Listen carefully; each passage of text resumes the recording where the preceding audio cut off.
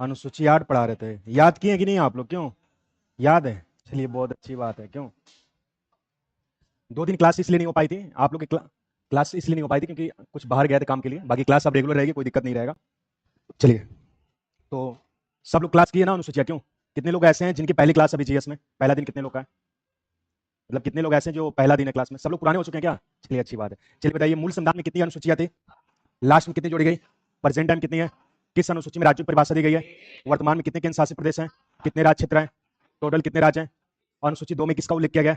अनुसूची 3 में? अनुसूची 4 में? अनुसूची 5 में किसका उल्लेख किया गया? अनुसूची 6 में 4 राज्य कौन कौन से हैं? किस अनुसूची में सूचियों को उल्लेख किया गया? संघ सूची पे कौन नियम कानून बनाता है? राज सूची पे? समवर्ती सूची पे? समवर्ती सूची कहां से लिया गया? औसत शक्ति कहां से लिया गया? किस आर्टिकल में उल्लेख किया गया? 248। अच्छा, किस अनुसूची में भाषाओं को उल्लेख किया गया? मूल संविधान में कितनी भाषाएं थी? 14। और वर्तमान में कितनी भाषाएं? 22। चलिए, तो हेडिंग डालिएगा अनुसूची 9, लिखिएगा।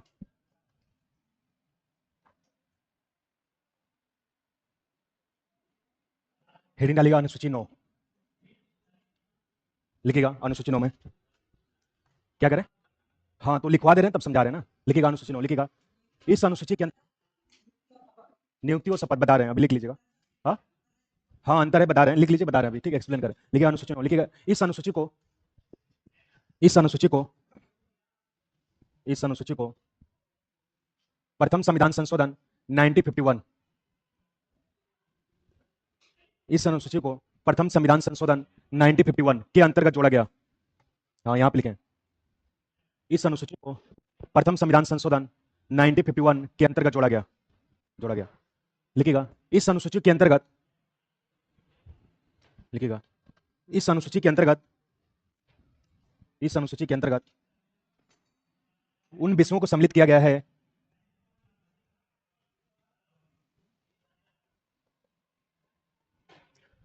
इस अनुसूची के अंतर्गत उन विषयों को सम्मिलित किया गया है जो वाद योग्य न हो,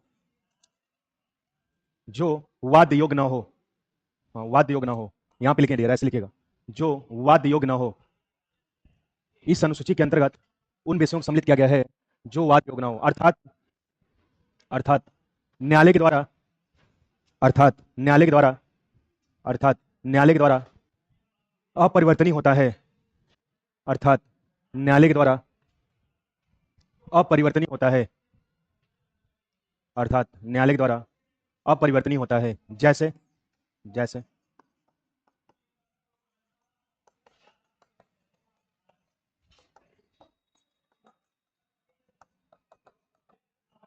जैसे भूमि अधिग्रहण, चकबंदी कानून,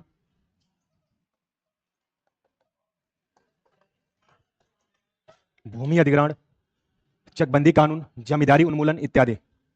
भूमि अधिग्रहण, चकबंदी कानून, जमींदारी उन्मूलन इत्यादि। हाँ यहाँ पे लिखें, जैसे भूमि अधिग्रहण, चकबंदी कानून, जमींदारी उन्मूलन इत्यादि इत्यादि। चलिए लिखिएगा अनुसूची 10, हेडिंग डालिएगा अनुसूची 10,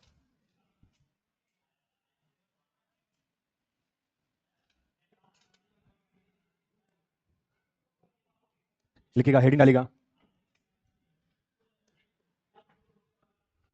लिखिएगा अनुसूची 10, हेडिंग डालिएगा अनुसूची 10, लिखिएगा इसमें, लिखिएगा इस अनुसूची को, लिखिएगा इस अनुसूची को, लिखिएगा अनुसूची 10 में लिखिएगा इस अनुसूची को 52 संविधान संशोधन 1985, यहां पे लिखें 52, 52 संविधान संशोधन 1985 के अंतर्गत जोड़ा गया।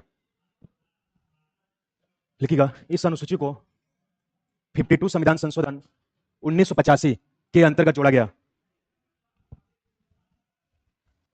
लिखिएगा इस अनुसूची को, इस अनुसूची के अंतर्गत, सॉरी, इस अनुसूची को 52 संविधान संशोधन 1985 के अंतर्गत जोड़ा गया। चलिए अगली लाइन से लिखिएगा, अगली लाइन से, इस अनुसूची के अंतर्गत, इस अनुसूची के अंतर्गत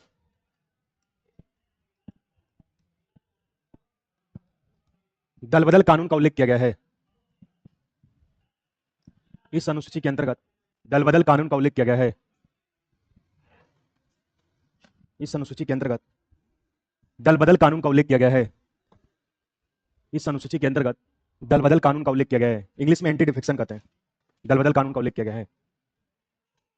चलिए अगला हेडिंग डालेगा अनुसूची 11, अनुसूची 11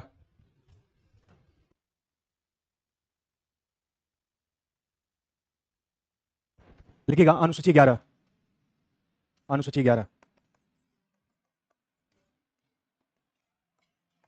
लिखिएगा, अनुसूची 11 में लिखिएगा इस अनुसूची को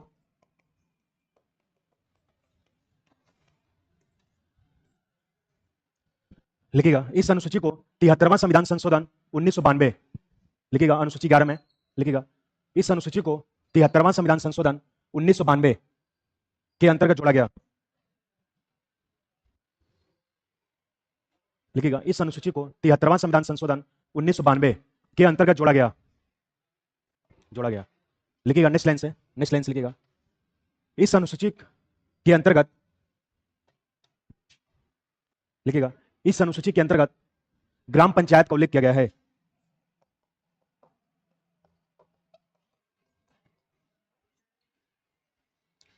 लिखिएगा, इस अनुसूची के अंतर्गत ग्राम पंचायत का उल्लेख किया गया है,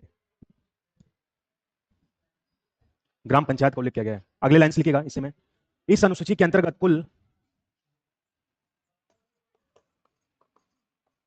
लिखिएगा, इस अनुसूची के अंतर्गत कुल 29 विषयों का उल्लेख किया गया है, 29 सब्जेक्ट विषय। लिखिएगा, इस अनुसूची के अंतर्गत कुल 29 विषय का उल्लेख किया गया है, 29 विषय का उल्लेख किया गया है, विषय का उल्लेख किया गया है। चलिए अब लास्ट हेडिंग डालेगा अनुसूची 12, नगर पालिका के बारे में लिखना। हेडिंग डालेगा अनुसूची 12, हेडिंग डालेगा अनुसूची 12, हेडिंग डालेगा अनुसूची 12।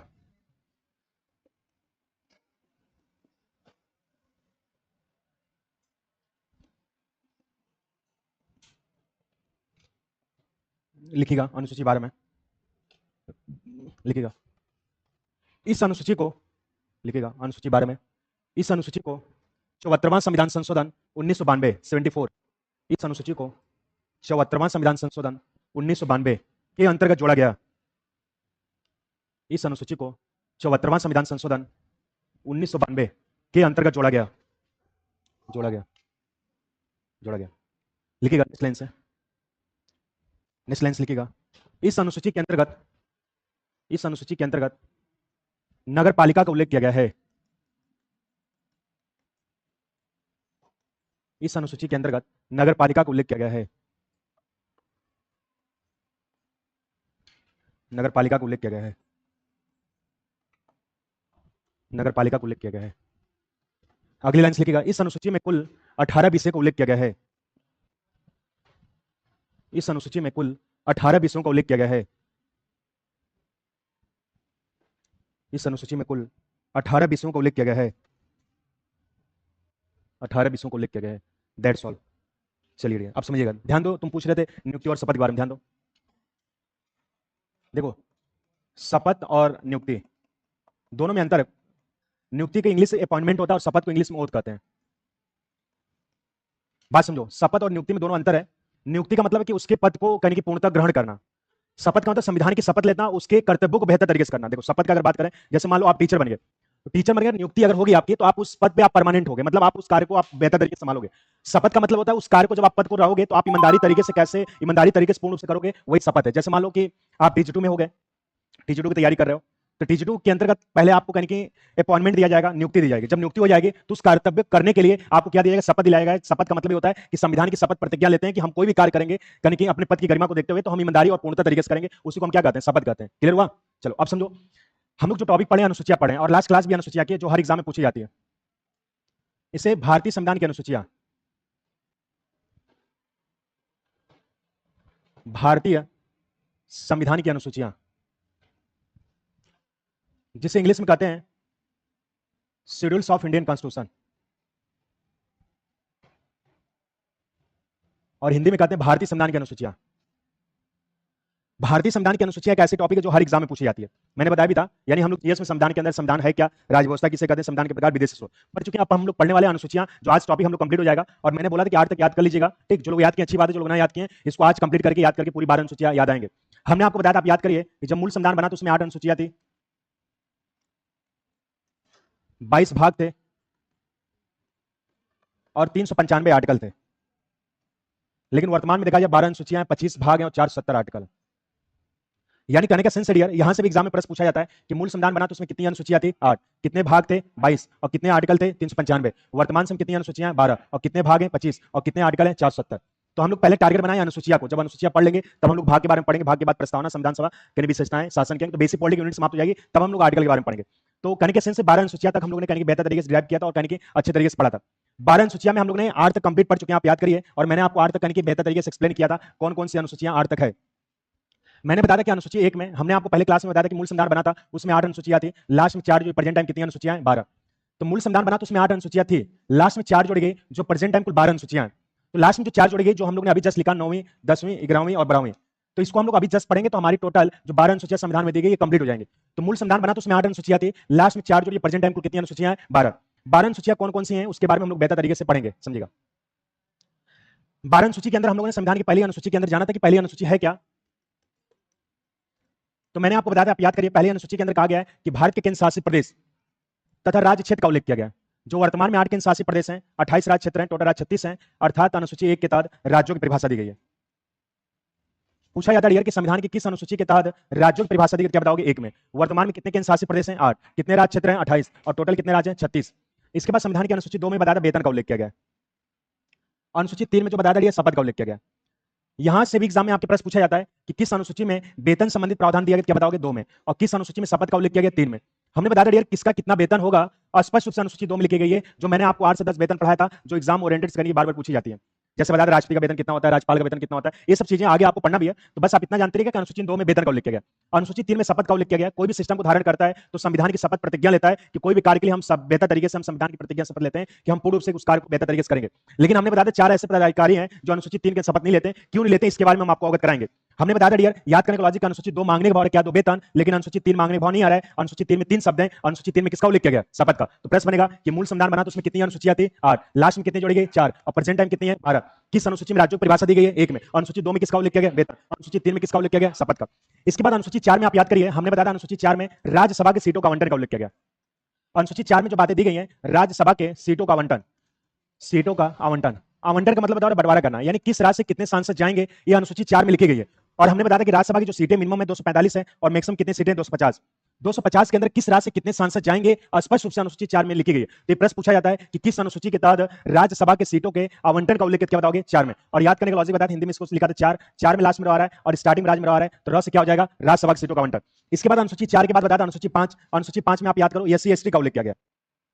और अनुसूची 6 में एसटी के लिए 4 स्पेशल राज्य, जो ट्रिक बताया एडीएम का स्क्वायर, और एडीएम के स्क्वायर से 4 राज्य कौन कौन से? पहला असम, दूसरा त्रिपुरा और तीसरा मेघालय और चौथा बता मिजोरम। तो प्रश्न पूछा जाता है कि किस अनुसूची में एससी एसटी का उल्लेख क्या बताओगे? 5 में। और किस अनुसूची में एसटी के लिए 4 स्पेशल राज्य 6 में, और 4 स्पेशल राज्य कौन कौन से हैं? असम, त्रिपुरा, मेघालय और मिजोरम। और याद करने का लॉजिक बताया अनुसूची 5 में एस बनावट 5 जैसी है और एसटी में एस बनावट 5 जैसी है, और संयोग से अनुसूची 5 में किसका उल्लेख किया गया? एससी एसटी का। इसके बाद अनुसूची 6 में के बाद बताया अनुसूची 7, अनुसूची 7 में बताया सूचियों को उल्लेख किया गया। अनुसूची 7 में हमने बताया सूचियों को उल्लेख किया गया, जो भारतीय संविधान में लिखित प्रकार की सूचियां हैं, जैसे संघ सूची, राज्य सूची और समवर्ती सूची। इसके बाद बताया औषधि शक्ति,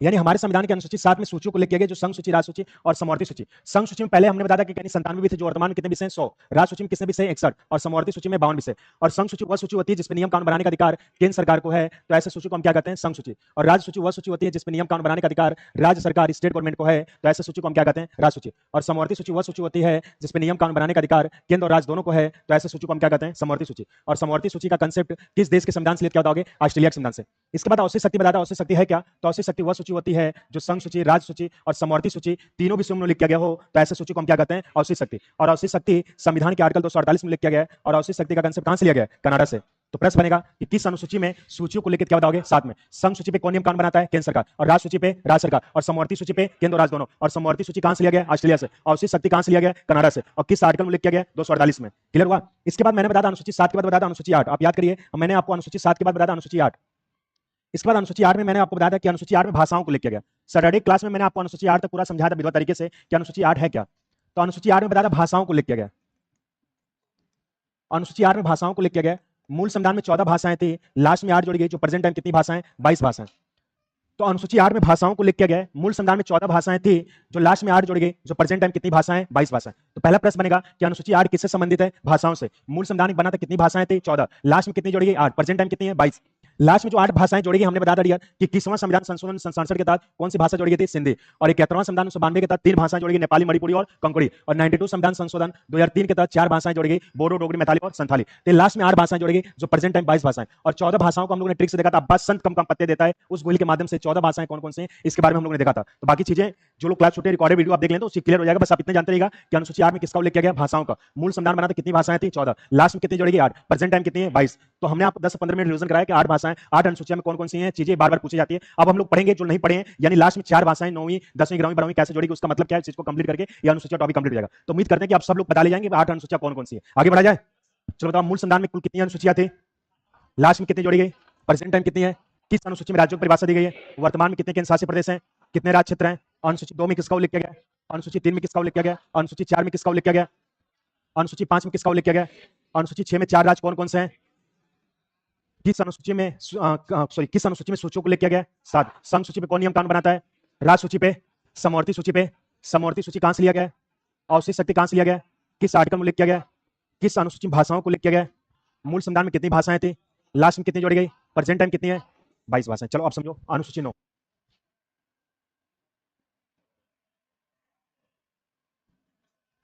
समझिएगा अनुसूची 9 है क्या? समझिएगा अनुसूची 9 में उल्लेख किया गया है, समझिएगा थोड़ा टेक्निकल है लेकिन इस चीज को आप समझिएगा। अनुसूची 9 है क्या? अनुसूची 9 को जोड़ा गया, बात ना करो जी, इधर देखो, बात क्या करो, इधर पढ़ा रहे हैं तो उधर बात करें। अनुसूची 9 है क्या समझो। अनुसूची 9 में पहला संविधान संशोधन हुआ था, यानी कि 1951 में, यानी 1951 में संविधान का पहला यानी कि आप संशोधन हुआ था, यानी संविधान का पहला संशोधन हुआ था 1991 के अंतर्गत, 1951 के अंतर्गत। इसमें क्या बातें दी गई समझिएगा। इसमें कहा गया कि जो वाद योग्य न हो,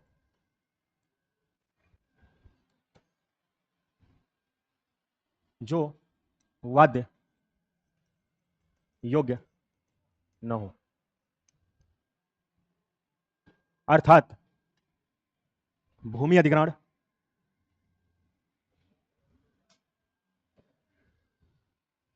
चकबंदी कानून,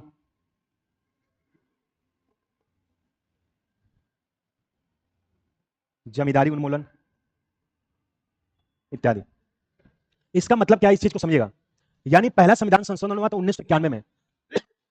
इसमें कहा गया कि जो वाद योग्य न हो, इसका मतलब क्या है समझिएगा। यानी वाद योग का मतलब होता है यार मुकदमा करना। अगर वाद योग का अगर शाब्दिक सेंस देखा जाए तो मुकदमा करना होता है। यानी मुकदमा करने का मतलब होता है कि इसको इंग्लिश में जस्टिफाई कहते हैं, यानी अपनी बातें न्यायालय में सम्मिलित करना, ये क्या कहलाता है? वाद योग कहलाता है।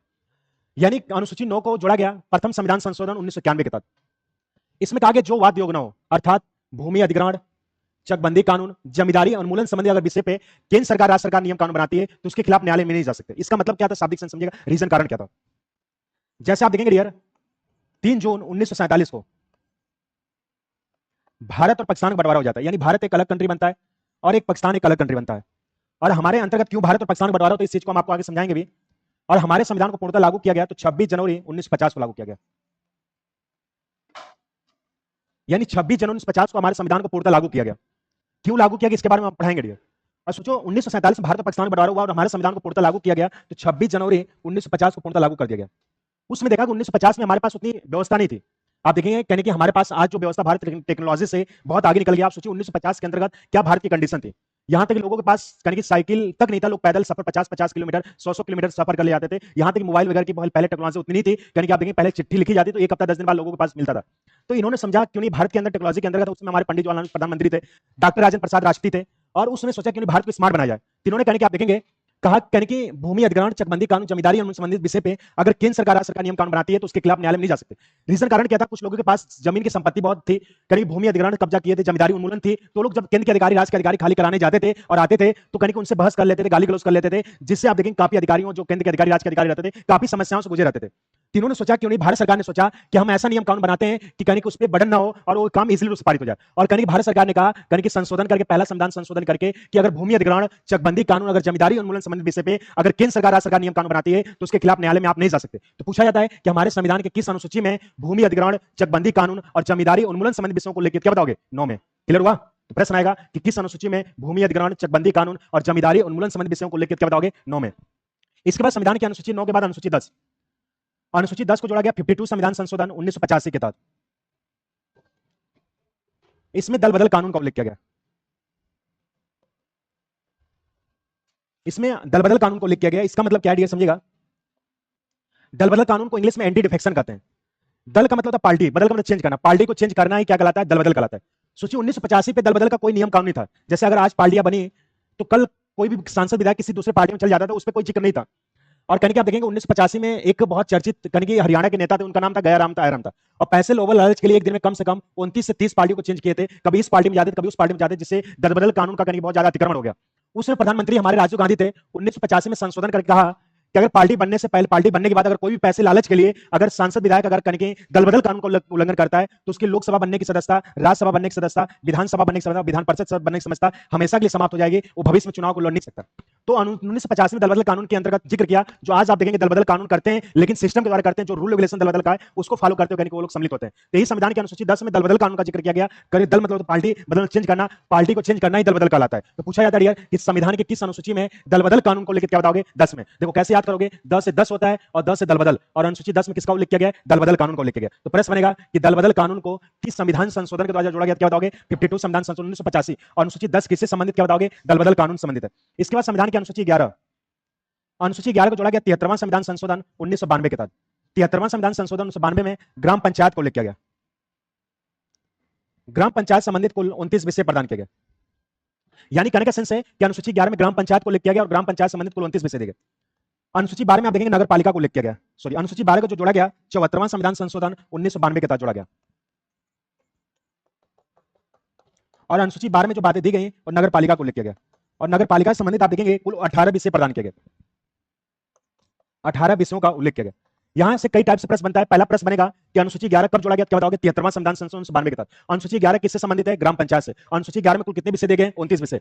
प्रश्न बनेगा कि अनुसूची 12 को कब जोड़ा गया? 74वां संविधान 1992। अनुसूची 12 किससे संबंधित है? नगर पालिका से। और कुल कितने विषय दिए गए? 18 विषय दिए गए। समझिएगा, अनुसूची 11 और 12 कहां आप पढ़ेंगे बेहतर तरीके से? हम आपको टॉपिक पढ़ाएंगे संविधान का भाग 9, आर्टिकल 243 से लेकर 243 ए टू 243 ओ, जिसमें पंचायत का उल्लेख किया गया,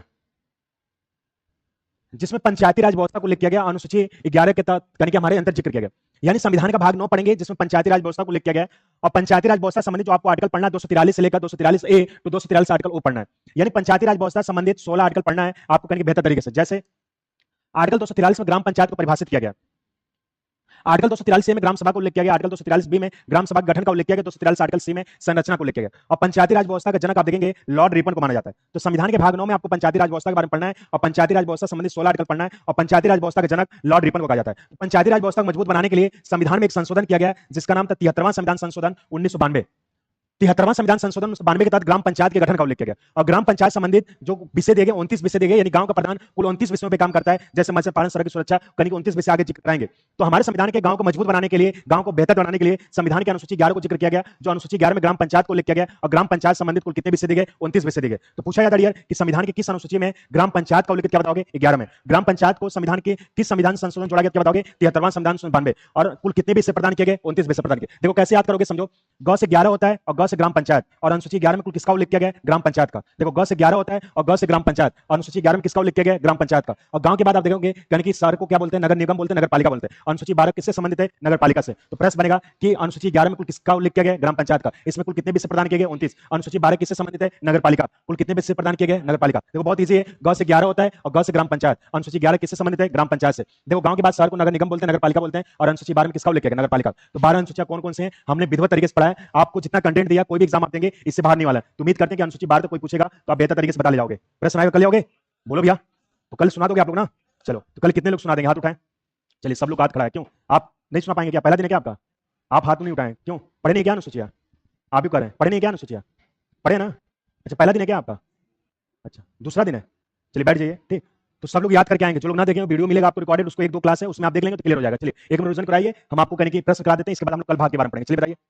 हाँ, 9 को तो बताया जी, 5, 10 मिनट 15 मिनट बताया। देखो अनुसूची 9 में बताया था कि जो वाद योग ना हो, यानी भूमि अधिग्रहण कानून चकबंदी जमींदारी संबंध विषय पे अगर केंद्र सरकार राज्य सरकार नियम कानून बनाती है तो उसके खिलाफ आप न्यायालय में आप नहीं जा सकते।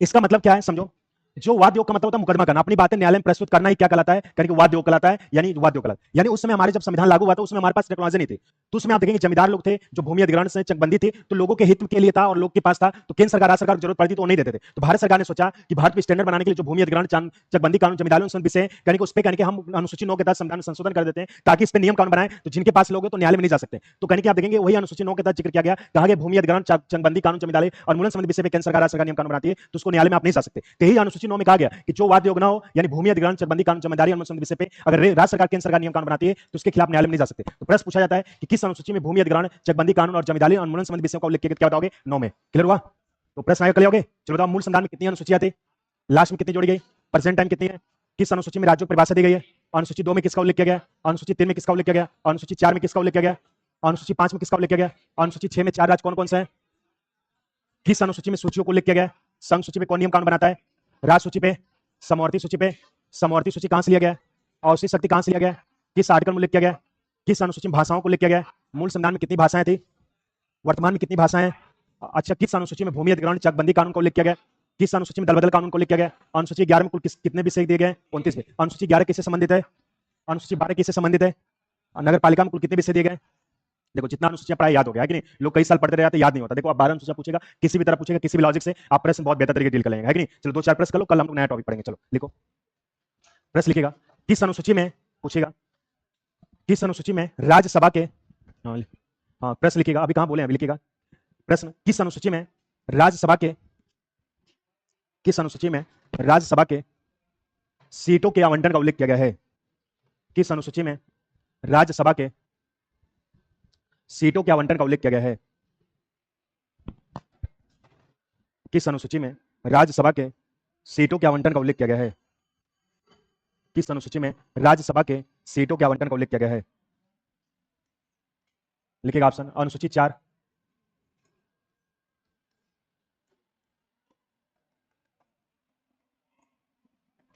नेक्स्ट लिखेगा अनुसूची 5, सी लिखेगा अनुसूची 6, डी लिखेगा नॉन ऑफ दिस। कौन सा ऑप्शन होगा बोलो? 4, गुड, ए ऑप्शन होगा, ऐसे प्रश्न आता है। चलो अगला प्रश्न लिखो, अनुसूची 6 के अंतर्गत लिखो, अनुसूची 6 के अंतर्गत, अनुसूची 6 के अंतर्गत अनुसूचित जनजाति के लिए, अनुसूची 6 के अंतर्गत अनुसूचित जनजाति के लिए, अनुसूचित जनजाति के लिए निम्नलिखित में से, निम्नलिखित में से, निम्नलिखित में से विशेष राज्य का प्रावधान किया गया है, विशेष राज्य का प्रावधान किया गया है, विशेष राज्य का प्रावधान किया गया है, वे राज्य कौन, वे राज्य हैं, वे राज्य हैं, आपसे लिखिएगा, आपसे लिखिएगा, पहला मणिपुर, बी आपसे लिखिएगा महाराष्ट्र, सी आपसे लिखिएगा असम, डी लिखिएगा नॉन ऑफ दिस। कौन सा ऑप्शन होगा भैया? हाँ सी होगा, ठीक बता देना, एडीएम का स्क्वायर, ए मतलब असम, टी मतलब त्रिपुरा, मतलब मेघालय, म मतलब मिजोरम, है कि नहीं। चलो अगला प्रश्न लिखो, अगला प्रश्न लिखेगा, निम्नलिखित में से, लिखेगा निम्नलिखित में से, निम्नलिखित में से किस अनुसूची के अंतर्गत, निम्नलिखित में से किस अनुसूची के अंतर्गत, किस अनुसूची के अंतर्गत, किस अनुसूची के अंतर्गत दल बदल कानून का उल्लेख किया गया है, किस अनुसूची के अंतर्गत दल बदल कानून का उल्लेख किया गया है, दल बदल कानून का उल्लेख किया गया है, दल बदल कानून का उल्लेख किया गया है। आपसे लिखेगा, आपसे लिखेगा अनुसूची 5, आपसे लिखेगा अनुसूची 5 पहला, बी आपसे लिखेगा अनुसूची 10, सी आपसे लिखेगा अनुसूची 11, डी लिखेगा अनुसूची 12। कौन सा ऑप्शन होगा? हाँ बी होगा, ठीक। चलिए एक प्रश्न लिखेगा और लास्ट प्रश्न लिखेगा, लास्ट प्रश्न लिखेगा, किस अनुसूची के अंतर्गत, लास्ट प्रश्न लिखेगा, किस अनुसूची के अंतर्गत भूमि अधिग्रहण, किस अनुसूची के अंतर्गत भूमि अधिग्रहण चकबंदी कानून किस अनुसूची के अंतर्गत? भूमि अधिग्रहण चकबंदी कानून, जमींदारी उन्मूलन, भूमि अधिग्रहण चकबंदी कानून, जमींदारी उन्मूलन, जमींदारी उन्मूलन संबंधित विषयों को उल्लेख किया गया है। हाँ, भूमि अधिग्रहण चकबंदी कानून, जमींदारी उन्मूलन संबंधित विषयों को उल्लेख किया गया है। संबंधित विषयों को उल्लेख किया गया है। आपसे लिखेगा, आपसे लिखेगा अनुसूची 9, बी लिखेगा अनुसूची 10, सी लिखेगा अनुसूची 11 और डी लिखेगा अनुसूची 12। कौन सा होगा? ए होगा। क्लियर हुआ? आप कैसे प्रश्न आएगा कल आओगे? चलो एक लिखो, एक प्रश्न और लिख लो। लिखो लिखो अनुसूची 11 के अंतर्गत, लिखो अगला प्रश्न, अनुसूची 11 के अंतर्गत लिखो, अनुसूची 11 के अंतर्गत कुल कितने विषयों को उल्लेख किया गया है? अनुसूची 11 के अंतर्गत कुल कितने विषयों को उल्लेख किया गया है? आपसे लिखेगा 18, बी 22, सी 29, डी 12। आपसे लिखेगा 18, 22, 29 और 12। कौन सा ऑप्शन होगा? सी होगा ना? क्यों? 29 विषय होगा ना? क्यों? बड़ी आवाज आ रही है। अच्छा छुट्टी हो रही है क्या? चलो कोई बात नहीं, बाकी चीजें क्या है इसके बाद हम लोग कल पढ़ेंगे, है कि नहीं? नया चैप्टर। ठीक, बाकी नेक्स्ट कंप्यूटर क्लास चलेगी आपकी।